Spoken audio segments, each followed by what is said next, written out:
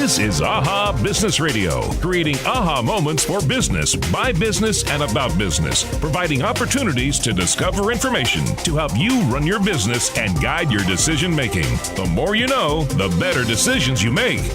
Now, here's your host for AHA Business Radio, Alan Hirsch. With today's banking accounts in business and with technology, what are some of the new technologies that you use in banking to make it a lot easier for a business owner to access his money?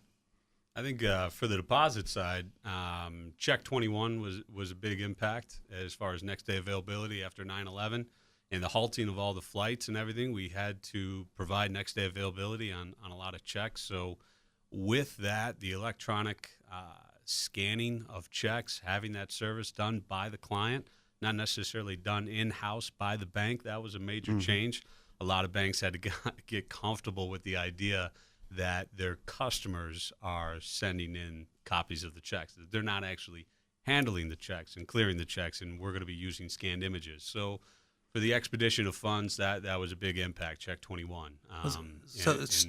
Let me clarify. So Check 21 is a federal regulation. Regulation. Yeah, all banks have to comply with that. But besides just the depository account, are there some basic products that a business owner should be looking for to help him or her run the business? I mean, the typical business owner is going to need a working capital facility. You come up certain times of the month where you might be short on cash for payroll or whatever. So we'll put together a line of credit for a business that'll be secured by some form of collateral. Like typically it'll be accounts receivable that we might use. Or we do term lending, term loans for equipment. We do leasing. We have a number of different products that we offer to help the business owners expand their businesses and grow. Kinds of things. And if your money's tied up in receivables and inventory, which can be very much a plus. You've had a lot of sales. Right. You have inventory that's going to be going out because you've got your orders to fulfill them.